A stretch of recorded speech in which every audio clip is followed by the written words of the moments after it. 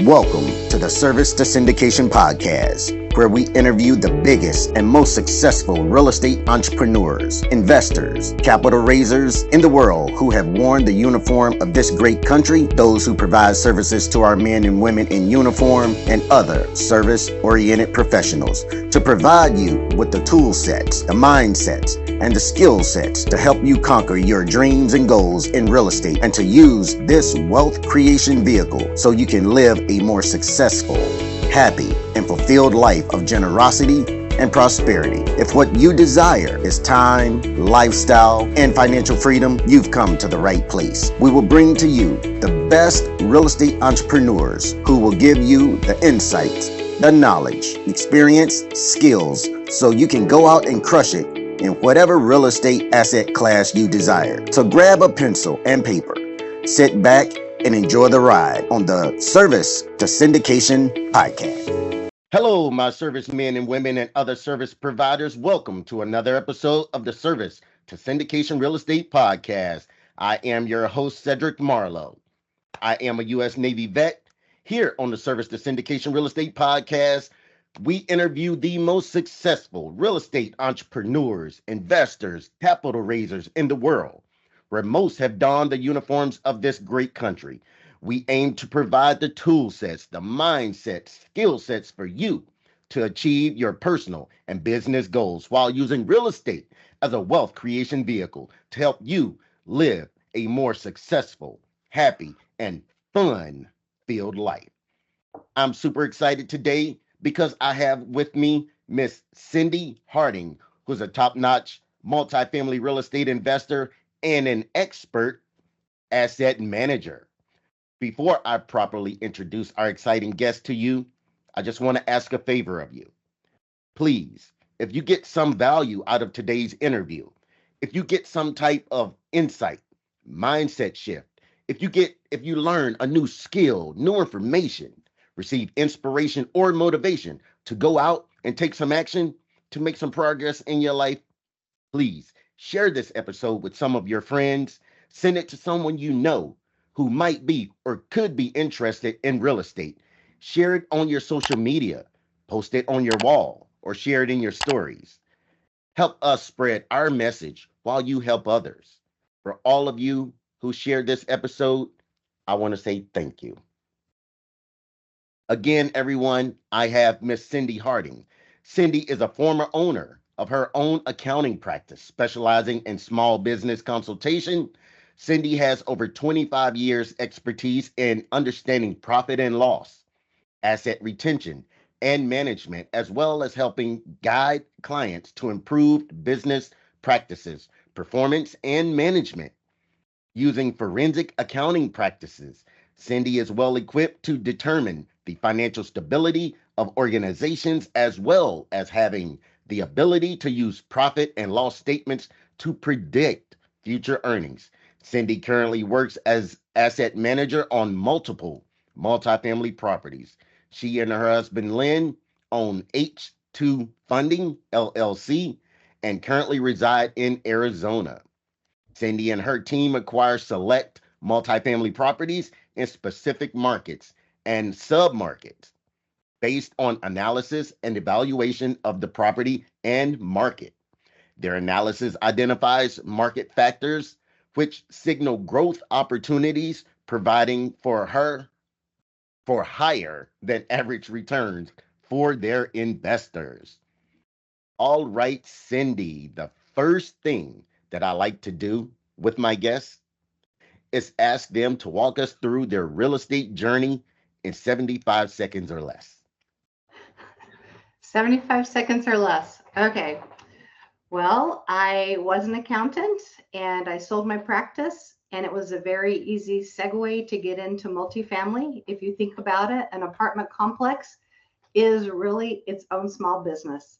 It has its own income and expenses and idiosyncrasies, and you have to manage each property as its own business. And so to me, it was very easy to go from doing accounting to doing multifamily, and it's a lot more profitable. And I love it. I love doing the asset management part of it. So I love doing the investing, and then I love doing the asset managing. 75 All seconds. right. You got it. You got it. Yeah. So, Cyndee, when did you first get into real estate? We got into real estate in 20 in let's see, right around 2020. I think it was actually 1999. 1999. Yeah, the year. It's so weird to say 19 something. Yeah.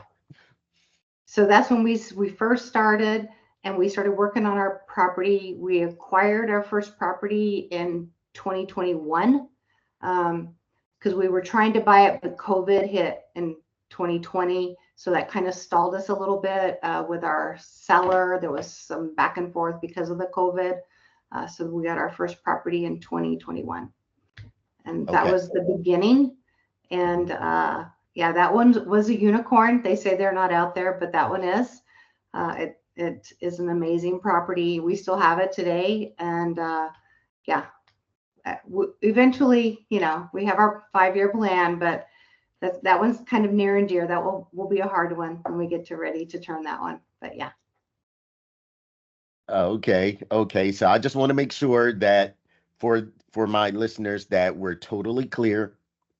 You started in 2019, right? Yes, 19. Yes, that's what I was like. This doesn't sound right. Yes, so sorry. I was trying to get 29. Yes, I'm a numbers person. Yes, trust me. Yeah. Okay.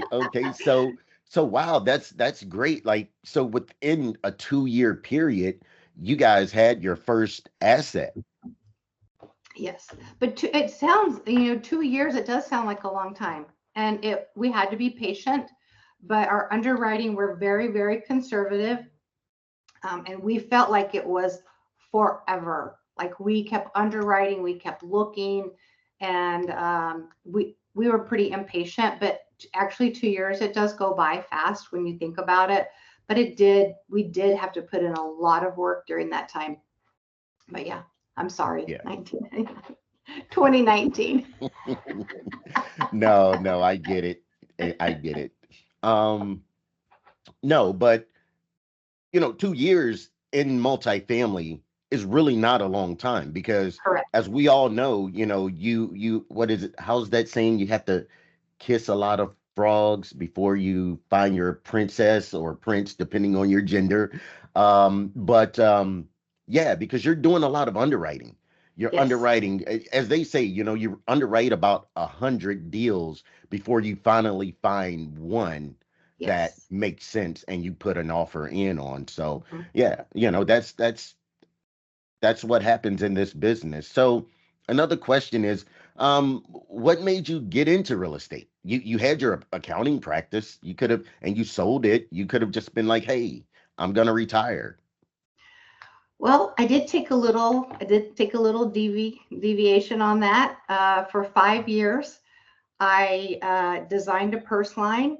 So I was creating purses that allowed women to carry a firearm that was safe and secure. And I became a certified firearms instructor, and I taught women and men how to shoot and how to be safe. So for 5 years, I did that. But that really wasn't as fulfilling. I guess I really like numbers. That's not necessarily years and dates, but I like numbers. And so when we were presented the opportunity for multifamily, we loved it. We actually were kind of introduced to it by our son. So interesting. He had a roommate, and they had come up with this idea that they were going to buy a home. And so they wanted to buy a house, and they wanted to do a 15-year mortgage and rent the house out and then pay it off and then buy another house. And so him and his roommate had come up with this business plan.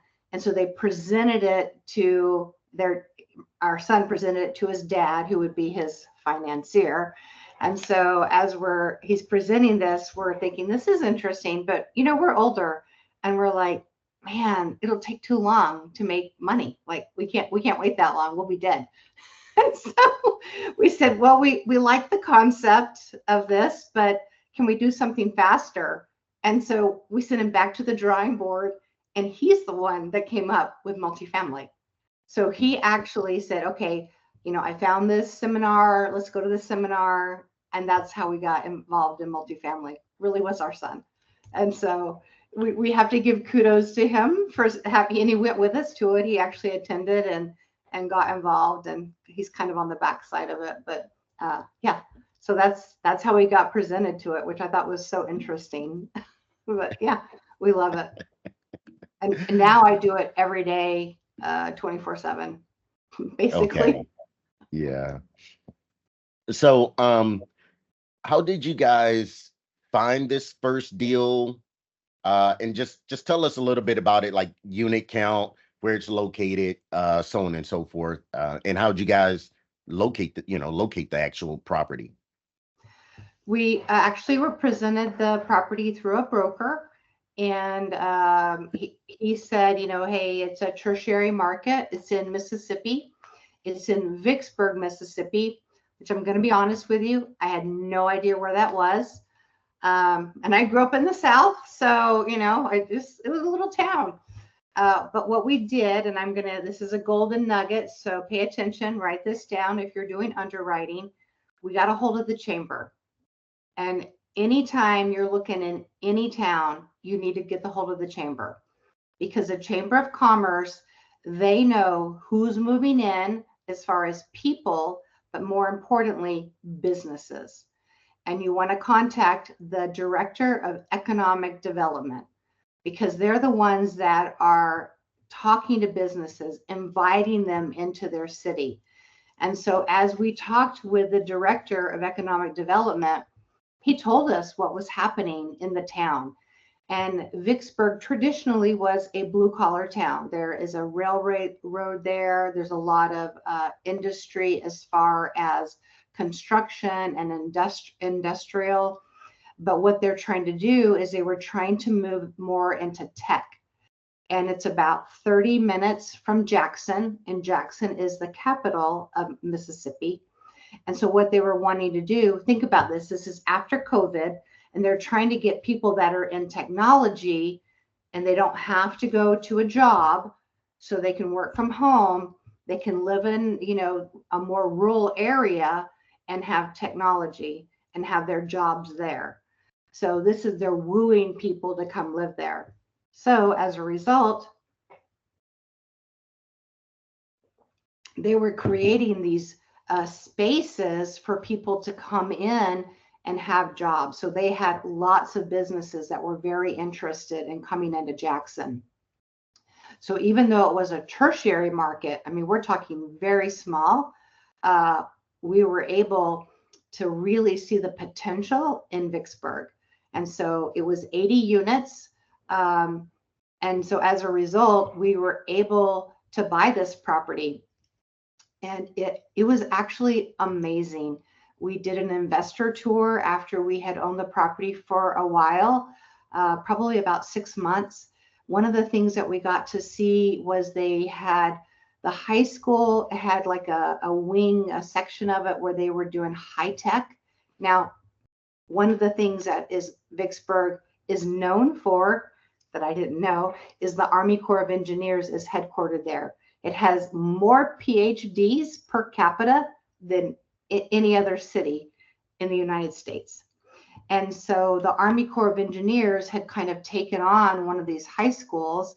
And so they were creating this curriculum, and they were working with the high school to create this where the kids could go and they could learn like really high level, and they could have come out of high school and have jobs at the Army Corps of Engineers and go in at a higher level than someone that had just graduated from high school, like a regular diploma, versus going through their program.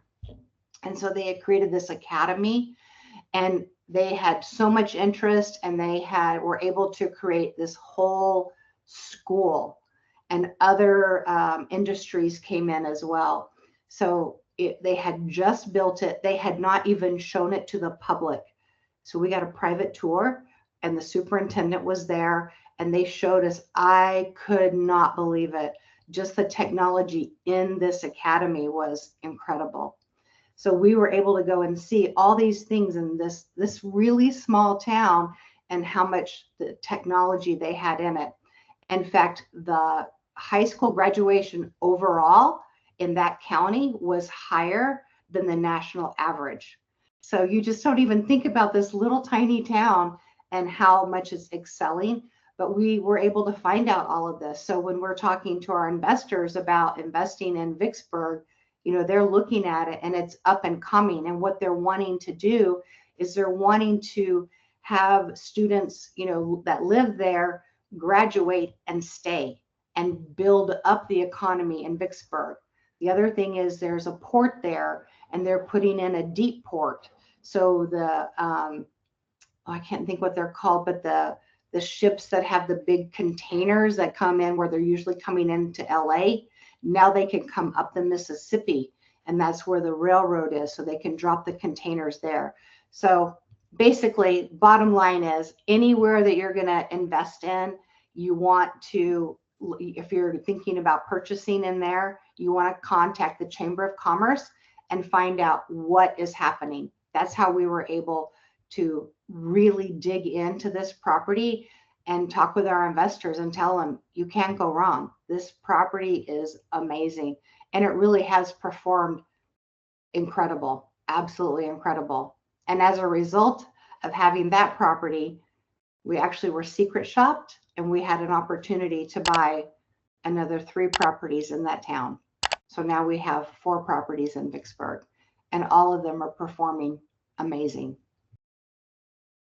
All right. So just for my listeners, full transparency, I know Cyndee and her team quite well, and I was blessed to come in as a GP on this particular 80 unit that she's mentioning. So I know the asset quite well, and I was on the tour that she just mentioned, and the academy was it was everything that she said. I mean, it's more set up like a STEM type of academy, and I mean, amazing and actually to be one of the first people to be able to see it. That was amazing that they allowed that opportunity.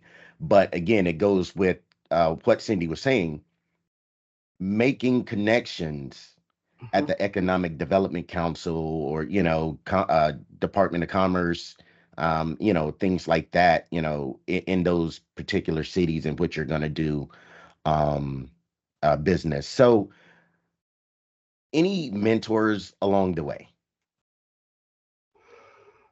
Oh, so many. Well, I love making connections. And I feel like when you have people that you connect with, that you can learn from everyone. So I don't know that there's one particular person that I would say is a mentor. I feel like as we talk with people and we open ourselves up and we're willing to learn, that we can learn from everyone. And that's one of my core values, is really to be open-minded and to learn. And so I think that, even, as we're talking about this podcast, hopefully someone has now learned, when I'm looking at a property, I need to call the chamber. I need to talk to the, economic development and make that relationship, because that's how we were able to get into that academy, to look in that, to be able to see that. And so I think the lesson from that is everyone can be a mentor. Everyone can help you along the way. And so I'm just really big into connections and trying to learn from everyone. I love it. I love it. So let's get a little bit more granular. What markets are you guys currently in, and what class of asset are you guys investing in? So right now we have properties in Mississippi. Like I said, we have 4 there. I have properties in Texas and in Kentucky. And in the past, we have bought B to C's. So some of the properties we have are B's, some are C's, and we've been doing value adds. Looking forward and what is happening right now in multifamily, we're looking more along Bs and not so much value add. I think what's going to be coming on the market now are properties that have been bought in the last couple of years, really by inexperienced operators who perhaps bought with bridge loans and did renovations, and now the loans are coming due. I know the ones that we have been looking at Outlaws Capital, they are distressed. They need to sell. The loans are coming due. And so right now we're actually open to a lot of the different markets, like as long as it's not coastal, which is only because of insurance, and hopefully in the next year that will settle down. But we're pretty open in the different markets that we're looking at. Because of the assets that we have, we work with several property management companies. And so as we're looking in different areas, if we have a property management that has a good footprint in that area, then we're willing, to look at the different states. So I don't really feel like we're limited. Of course, we would love them to be close to what we already own. It just, cuts down on expenses and allows me to get there more often. But yeah, we're pretty open to what we're looking at, but definitely B class, at least 100 units. And, we're not really looking for a heavy lift. I don't think heavy lifts are, although I think there will be distressed properties, but I don't think there'll be heavy lifts. I think they're ones that have been mismanaged more than heavy lifts. Okay. Now, how are you guys finding your deals now? It's interesting. Deals come from all different sources. Of course, you have your brokers that are, trying to help move deals. Some of them come from banks, because the banks are actually managing them. Also, property management companies, they know that the owners are looking to sell. So we do have different sources that we get them from. There's a lot of students, there's lots of gurus out there that are teaching different systems. And so they have students that are looking, and we have students that bring us deals as well. So there's quite a few sources that we have deals brought to us. Okay. All right. And how are you nurturing the relationships that you guys are that you have with people that are bringing you deals? Well, a couple of different ways. I actually have my calendar open on Thursdays. I have 2 hours that I set aside to meet with students to help them. It doesn't necessarily have to be with either their, asset managing or underwriting. Basically, I'm not a coach for any particular ecosystem, but I just try to help people. The other thing we do as far as with Outlaws, if we have a student that is, wanting to talk with us about sponsoring them, then we set up a Zoom call. We meet with them. Laird, who is in charge of acquisitions, he really nurtures those relationships. So he works with the students to help them with their underwriting, to understand, what we're looking at, and help them with their underwriting. One of the things that we try to do is we just don't say, no, this isn't going to work, or no, these numbers don't work. We want to help them be better underwriters. So he takes the time to explain, why this number, like why we feel this number isn't an accurate number, so that the next time they look at a deal, they can understand and they get more accurate numbers. So we try really hard to help them, to be a mentor to them, rather than just say, no, this isn't a good deal. We really try to help them understand, because a lot are students and they're not experienced, and we want to help them with that learning curve. Yeah, great. That's great that you guys are giving back in that way. That's super. So I know you're an asset manager. So tell my listeners, what is an asset manager and why have you chosen to go down that route of being an asset manager? That's super fun, challenging route. Well, first off, I want to say there's a big difference between property manager and asset manager. I don't think a lot of people understand that there is a difference in that. So just quick definition on this. So when you buy a property, you're going to hire a property manager. So that person or that company is going to be on site, and they're the ones that are actually going to run the property.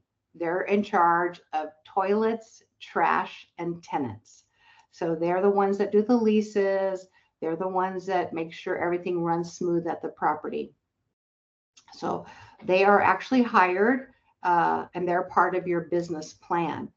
An asset manager is typically someone who's part of the GP. So they're part of the team that has bought the property. And the asset manager is literally the liaison between the GP, the owners, which typically you're part of the ownership, and the property management.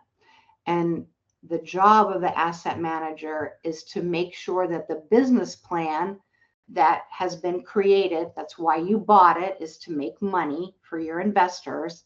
So the asset manager's job is to make sure that that business plan is executed. And so you work with the property management company to make sure that that plan is getting carried out. So basically, you kind of walk hand in hand with the property management company to make sure that those things are happening. So that means that you meet with them. Typically, the first year, you meet with them every week because you want to know what's going on with the vacancies, what's going on with delinquencies. Are we having any issues? And then the first year, you have CapEx that you have to do. When you buy a property, the lender is going to require you to do certain things. So you're going to have a schedule set up and you're going to work with the property manager to make sure that those repairs are done in a timely manner. If they're not done according to the schedule that the lender gives you, there are fines. No one wants to pay extra money. And the asset manager's job is to hold their feet to the fire to make sure that they are done on time. So those are the things that the asset manager does. The property manager is the one that actually completes them.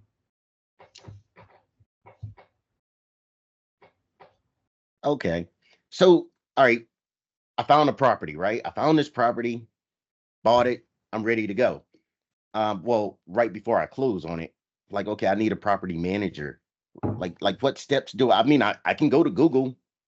I can find me a property manager. What steps should someone take when they're really looking for a qualified property manager?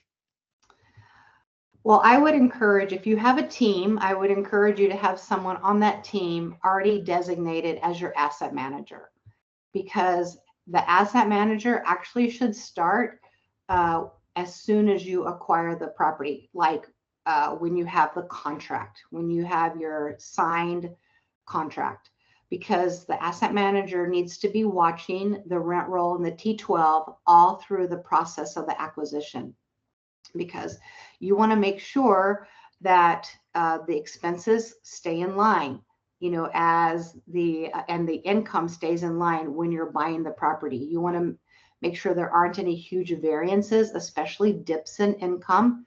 You don't want to, because that means that they're not collecting the monies that they should be collecting. You don't want to see that there's some big jumps in expenses, because then you're going to me, a variance is, I have a question. So you want to watch the T12, all throughout the process of buying it. And then also you want to watch the rent roll. You want to see, are people moving out? Are people moving in? So the job of the asset manager needs to be defined on the team when you're in the process of buying the property.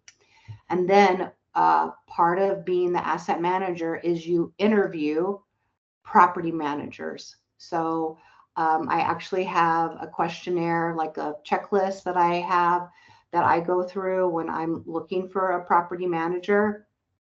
Hopefully it's in an area where we already have someone, but If not, if it's in an area where we don't, I might reach out to some other operators that I know and respect and ask them, hey, who do you recommend in this area? Have you used, someone in this area? But one of the things, a couple of questions that you would ask is, how big is their footprint in that area? Because you don't want to hire someone that they don't have any other properties in that town, because that's gonna cost you, because they don't have other resources that they can pull from.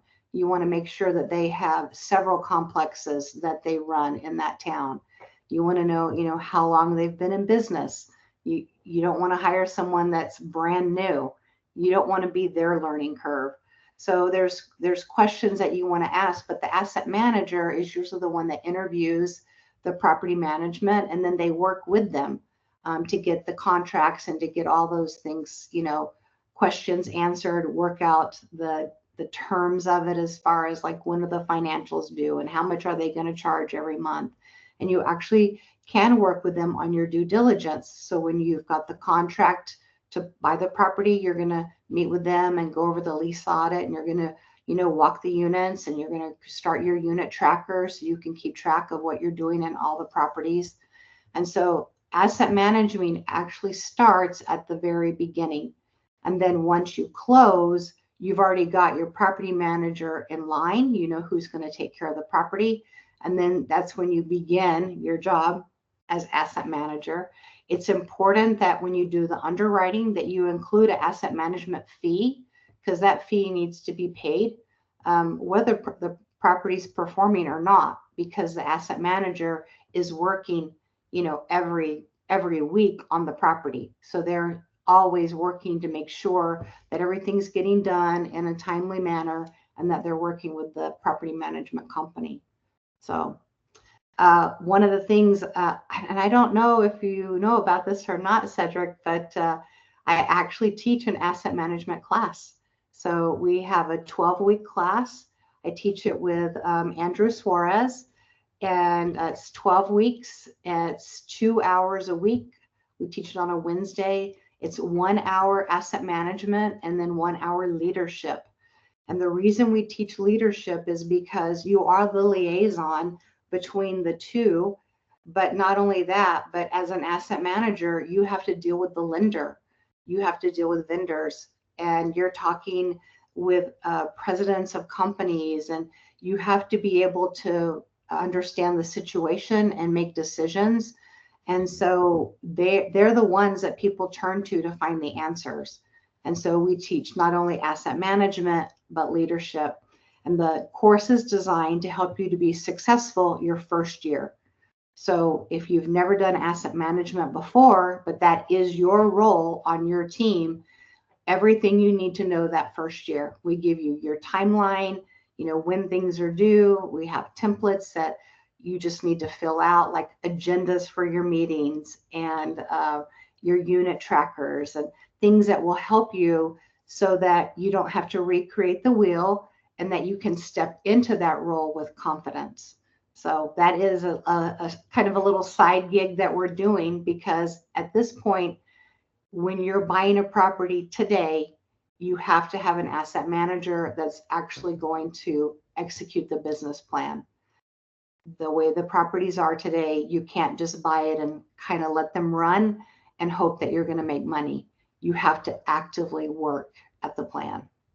Okay. Okay. Yeah, I did not know that you had that course, but yeah, that's super, because a lot of people, if you've never done it before, you're not gonna know how to do it. And even if you're not the one doing it, whoever on your team that is doing it, you would want to make sure that they are doing it and doing it right. So yeah, that course has a lot of value. I could. Hey, thank you for tuning in to the Service to Syndication Podcast. If you are a military service man or woman, government employee, or any other service-related professional, this is for you. I once was where you are. As a service member, I lived paycheck to paycheck. As a government employee, I knew there was more out there for me. I tried all the get-rich-quick schemes. None of them worked. Then a friend of mine introduced me to real estate investing. I am a commercial multifamily syndicator who helps those who have served in the military and those who provide services to our men and women in uniform and other service-oriented professionals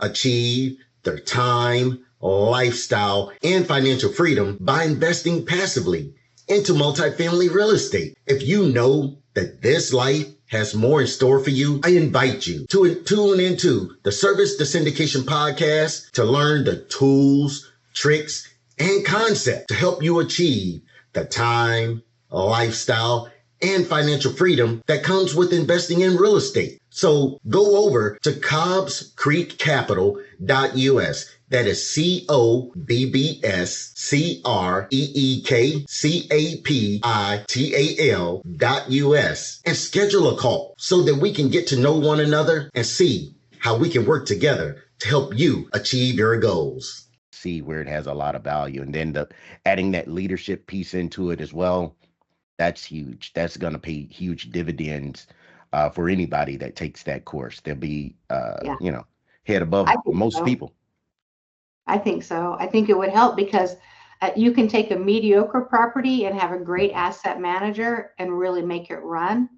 And you can have a great property and a terrible asset manager and lose money. So, right. Yeah. Okay.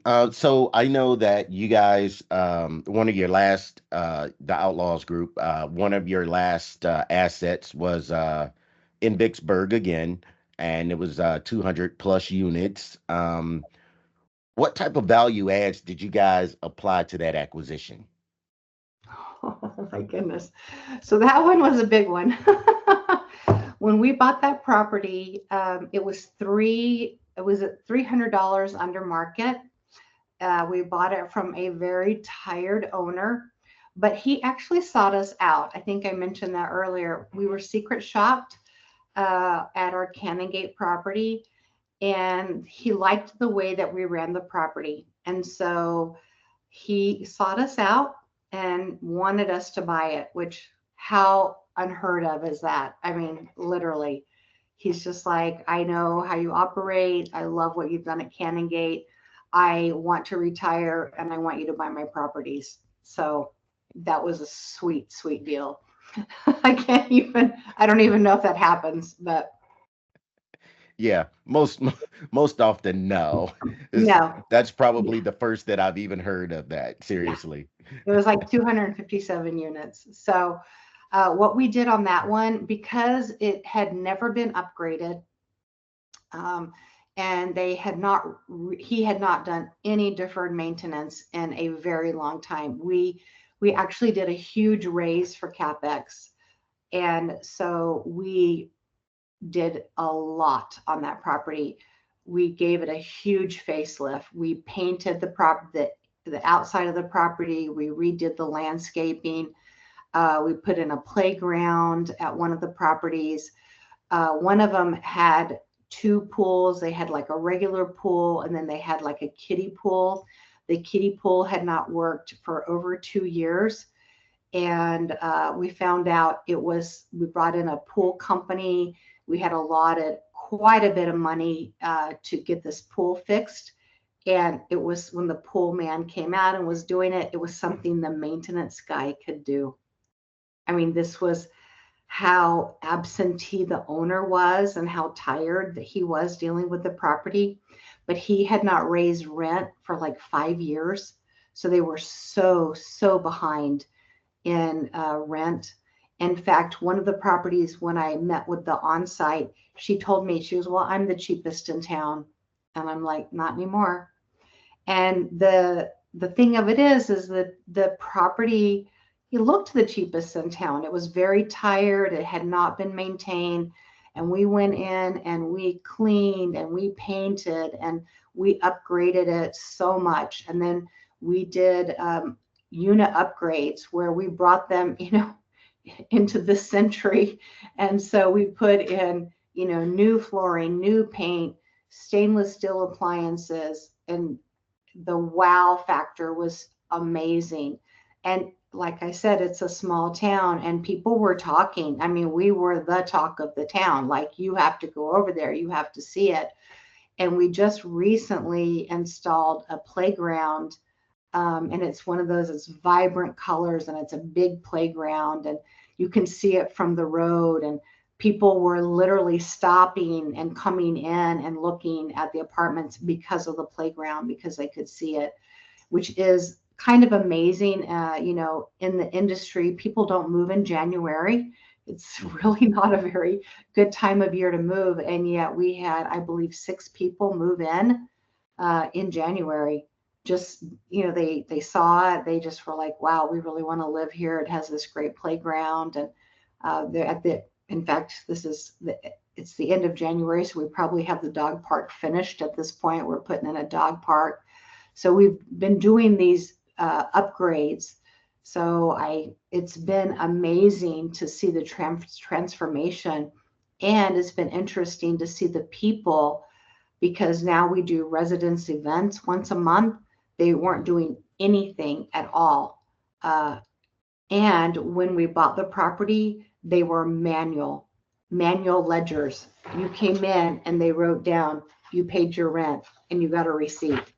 So if you can imagine trying to take that over, oh my gosh, it was crazy. And so that we went to electronic, and they have a portal, and so the residents themselves saw this amazing upgrade that, oh, I can pay it online. I don't have to go in and take a money order, because they don't take cash, and I don't have to write a check. I can just go online and do a transfer.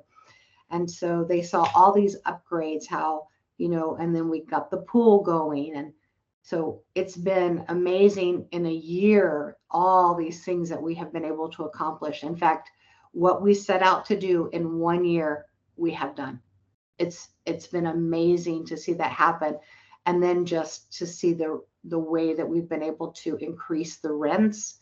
Some people did leave. I mean, they were like, I'm not paying that. Because even if they didn't get into an upgrade, it wasn't a new apartment that had been upgraded, to renew their lease, it was $150. Okay. And they're like, I'm not going to pay that rent. I'm going to leave. And we're like, okay. And then we had people that came back and said, well, nope, that's a competitive price, so we're going to stay. So we literally have had people that have left and come back, because we have activities every month. We did an Easter egg hunt. We had over 400 eggs that they hid. We did a barbecue. I mean, we're doing events every month at these properties, and they're not used to that. So they're seeing how we are creating a sense of community, which is what we want at all of our properties. We don't want to just have an apartment complex. We want to create a community. We want people to want to live there. We want them to feel like this is where they live. This is their community. And so we are helping create that by our monthly events, by them coming in and talking to the on-site and having that good relationship. So that's what we strive for. And I feel that we've really accomplished that this year. Okay. So, since you brought this up, you said it was $300 when you guys took it over. It was $300 under rent. The rents were $300 under market. Were you guys at all afraid of jumping it to $150 all of a sudden and losing tenants? Well, yes and no. That was part of the business plan. So we had underwritten it with the first year with a really high vacancy. I think our vacancy loss in our business plan for the first year was over $200,000. And yet we still projected that we would make money. So yes and no, like we calculated that in. We knew that people would leave, but we also knew that people would stay, and we knew that we would still be competitive in the market. And it was okay if people left, because we needed the empty unit to renovate to get the 300 because people wanted the renovated units. So, and they were willing to pay the $300 because even at 300, we were still competitive. That's how below the market we were. So it was a balancing act, but because we underwrite so conservatively, I just feel like, yes, we were a little nervous. There were some times we were like, oh, we hope we did the right thing. But at the same time, we had underwritten it with a huge vacancy loss, but we're still able to make payments to our investors. We never missed distributions. Like we always made distributions. Okay. And not everyone can say that for this last year. That is true. That is very true. I hear that all the time. Yep. And that's great. Full transparency, like I'm invested in another deal, and I have not received a distribution in, what are we in now? 24, in over 2 years. So yeah, Wow. and I understand that the market is what the market is, but when you see operators that are still out here buying and then they're not distributing money to their investors, that's a bad sign to me, and it puts a very, very, very bad taste in my mouth about, definitely you won't get another penny from me, but that's another topic for another time. Well, I But will say full transparency, all the assets that I manage, we have made distributions this year. nice, nice. I love it. I love it. And I'm quite certain your investors love it as well. Yeah. So now, Cyndee, we know it's not always sunshine and rainbows. Nope. What unexpected surprises have you guys run into, say, on this particular project? Oh, goodness. Let's see. Well, I will say with the second purchase in Vicksburg went pretty smooth, and the renovations have gone very smooth. I will say that. Okay. On our first one, however, man, we had such a learning curve with that, and I'll just give you a little taste of that one. The seller was a real stinker, and we had a closing date, and we had to extend it 2 weeks, and we paid him. Okay, I'm just going to say we paid him to extend it 2 weeks, but he's a stinker. And so he went in and he turned off the electric to the common areas because we did not close on that original date. Now, this is unbeknownst to us. Common areas, let's talk about this. That's the leasing office. So that meant for 2 weeks, there was no power in the leasing office. So that meant he didn't do any leases for 2 weeks. That's the swimming pool. So that meant the swimming pool had no power for 2 weeks. And more importantly, and remember when I said I did my 5 years of gun safety and personal safety, Mhm. the parking lot had no lights and the stairwells had no lights. So the residents had to use flashlights to go up and down the stairs. And we had no idea. And what they were saying to the residents is, well, these are your new owners. And so we started way behind the 8 ball because for 2 weeks, common areas did not have electricity.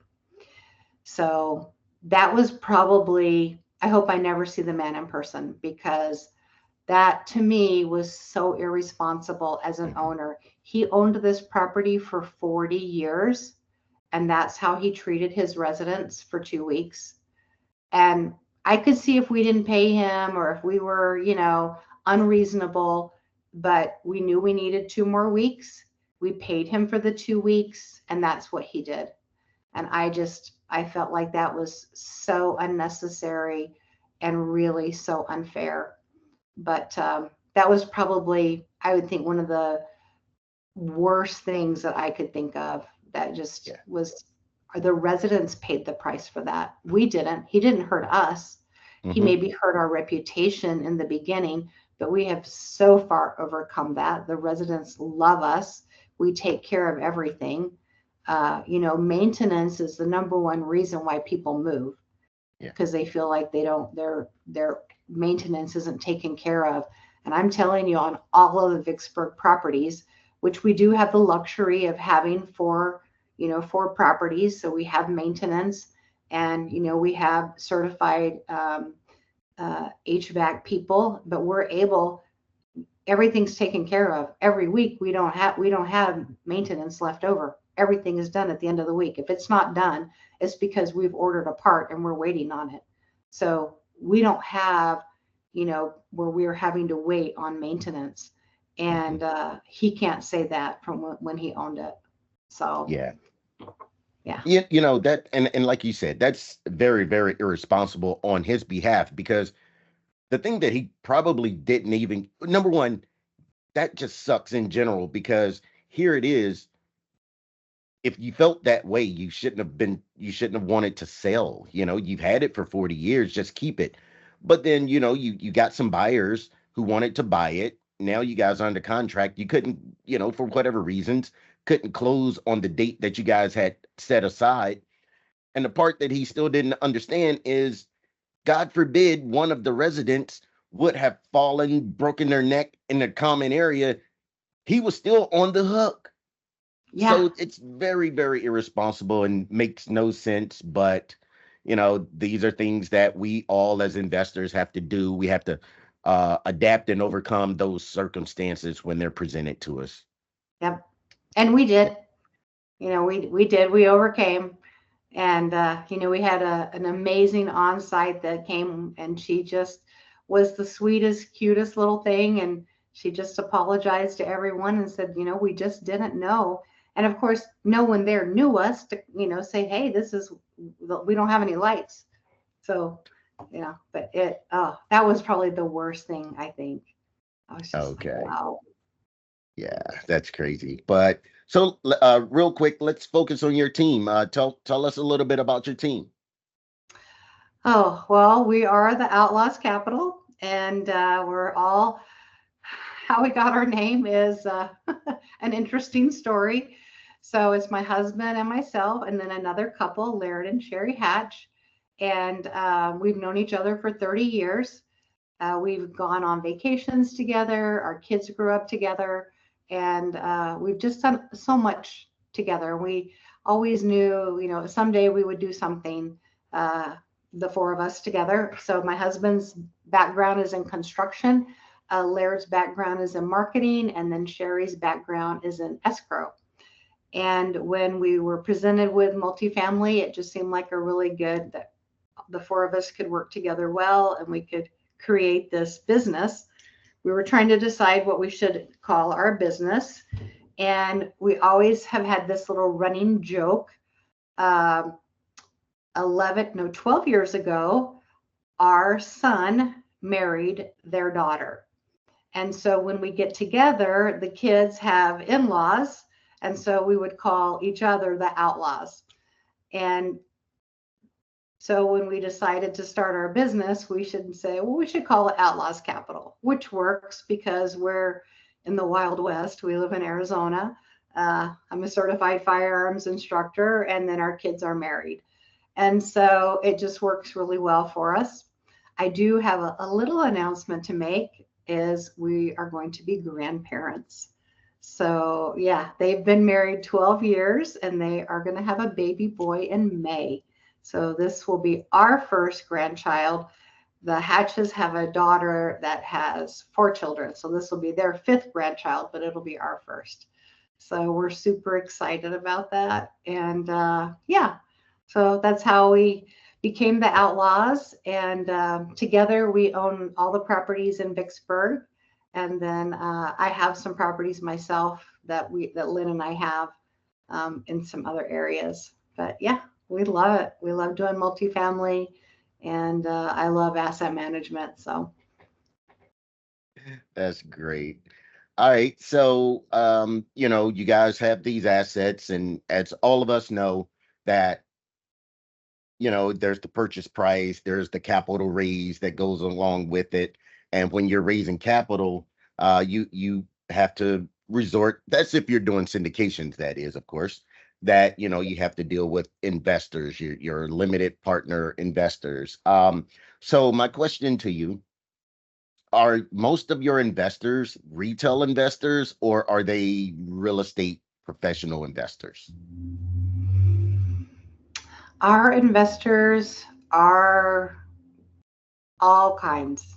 We have Okay. people that are, have a huge portfolio, that have lots of different properties. We have some that, they've used their IRA. This is, their, what do we call them, little baby birds? Like these are their first investments. They're just trying to understand it. So yeah, it takes all kinds, and we try really hard to help. There are some that they want to have more understanding, and we try to make sure that they understand. And as time goes by, if they have more questions, we definitely answer those for them. There are others that are like, show me the money, I don't care. So we have all kinds. And it Okay. doesn't matter, like wherever you are on that scale, you're welcome to invest with Outlaws Capital for sure. Okay. Now, what are you doing to build new investors?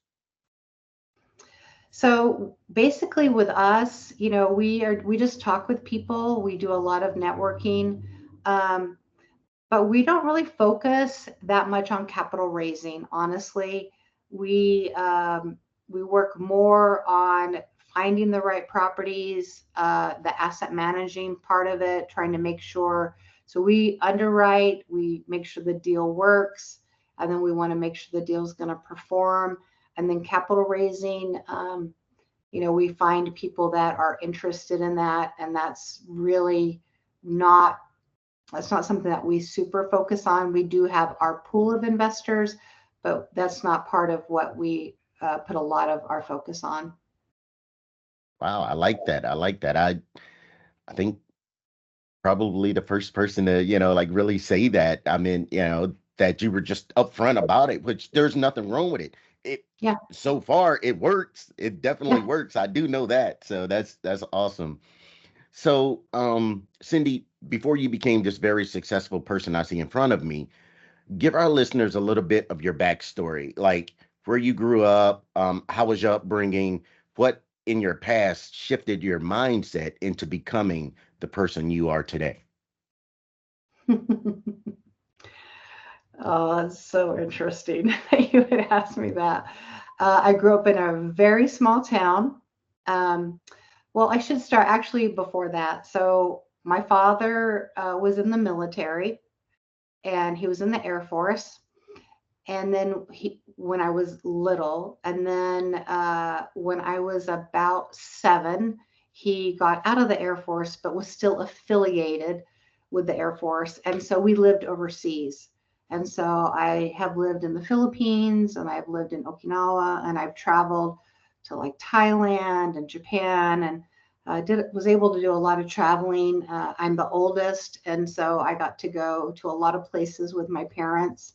Um, and then when the contracts were over, we moved back to our hometown, which is a really small town just south of Tallahassee, which is where really my roots are. In fact, my brother lives on land that I don't know that anyone has ever owned except our family. Like it's been inherited, passed down. He's actually the sheriff. Little plug there for my brother, the sheriff of the county. And so that's where, where I went to high school.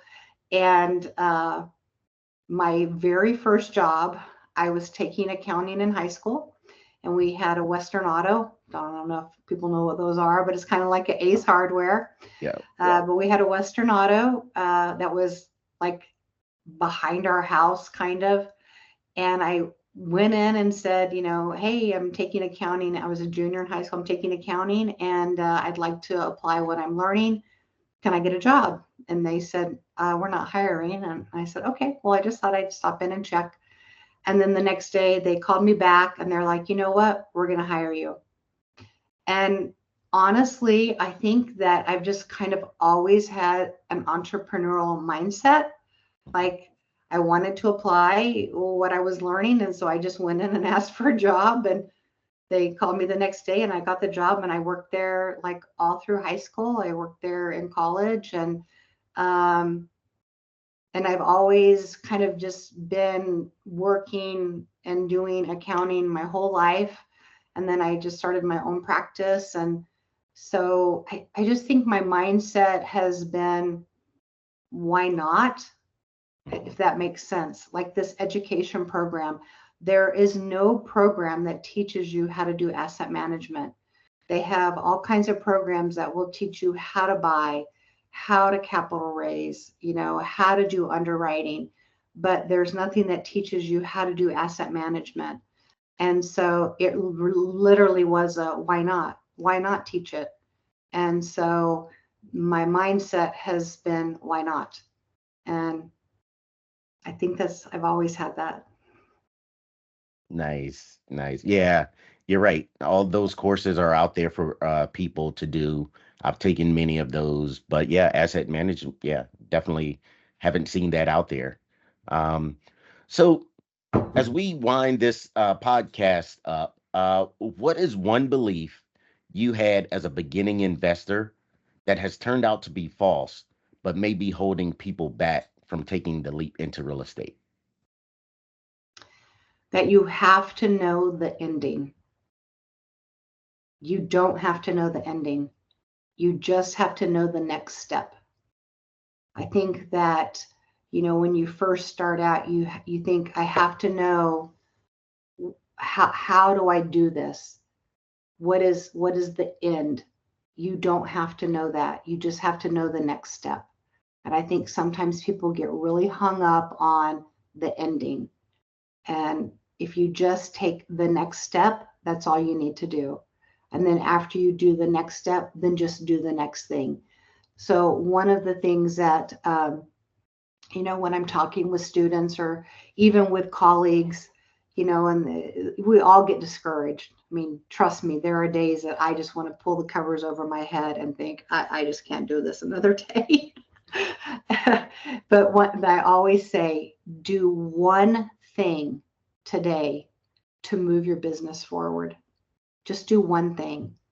And often that will lead you to do another and another. But if you will commit to do one thing to move your business forward, it will start a momentum. And so if you'll do that every day, when in the very beginning, especially when you're in that, I've just gone through this, this class or this fast track or whatever, and you're on this high, and then you come down off the high and you're like, I don't even know what to do today.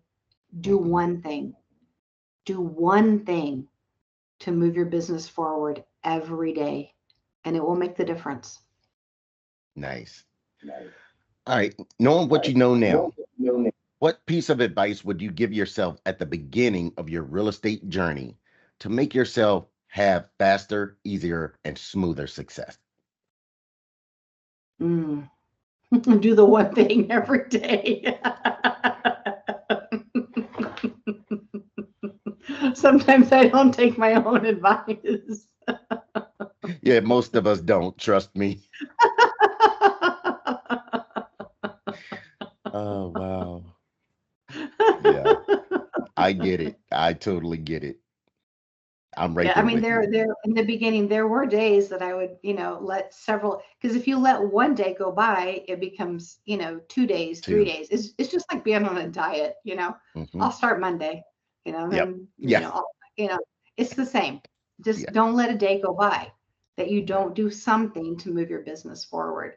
And that I would probably say that to myself. I think in the beginning, it was very hard. It was stop and go, stop and go, stop and go. And, and now I don't have the luxury of that. Now I have to do it every day. I have have too many responsibilities. But in the beginning, you have that luxury, but you don't, because it costs you too much in the end, because you lose that momentum. So I really would go back and tell myself that. Okay. Is there any person, whether real estate related or not, that has led to your success? Yeah, my husband. He is such a champion. He has a W-2, and so he is so supportive of me, because I work a lot, and fortunately, we're past the point of little kids at home, and he will stop at the grocery store on his way home. He picks up the slack where I can't, and he's my biggest cheerleader. When I tell him this is, I think I told him I think I'm going to start this education program. There's nothing out there, and people are floundering. They don't even know where to start. And he's like, go for it, do it. And so I really feel like I couldn't do it without his support. Maybe I could, but I don't want to find out. I just feel like knowing that he has my back is just amazing. So I have to give him kudos. It's him. Yeah, great. You tell Lynn I said, way to go, my man. 42 years in March, if you can believe it. Super. We'll be married super. 42 years. Yes, yes. Well, Cyndee, it has been a blast having you as our guest today. As we close out, please tell our listeners where we can learn more about you, get in touch with you, and learn about all the fabulous things you have going on right now. Oh, well, you can get in touch with me through LinkedIn. You can also, if you want more information about the course that we have on asset management, it begins March 7th. And you can go to Yin Yang Asset Management. That's YINYANG assetmanagement.com. You can also find me on Facebook. Go to Cyndee Harding. Just go to my personal page. Every Monday at 4 o'clock Mountain Time, we do a day in the life of an asset manager. It is a call. It's a Zoom. We do it live. We talk about what we did that day. I mean, it's raw. It's live. We talk about what happened. So if you want to know the good, bad, and the ugly, tune in on Mondays at 4 o'clock and you'll find out what happened that day. So that's probably the best way to get a hold of us. Okay, I may have to stop in and check it out for myself. Yep. It's always interesting. Let's put it that way. Love it. All right. Awesome, Cyndee. Again, I want to thank you for your time today and all the wisdom you have provided to my listeners. It's greatly appreciated. And I want to thank you, our fans, for tuning in to another Service to Syndication podcast, where we want to provide value to you in your investing business. Please tune in to our next episode, where we will interview another fantastic investing professional. See you next time. Thanks for listening to the Service to Syndication Podcast. We want you to know that we love and appreciate your support, and we are grateful about being a part of your journey to becoming a successful real estate entrepreneur. Please share this episode with a friend who you think will get a lot out of what you just heard. Send it to someone who you know is interested in real estate and dreams of having it all and being the best they can be in all areas of life. And if this was really valuable, share it on your social media stories and timelines. Thank you for watching and listening. Now go be great.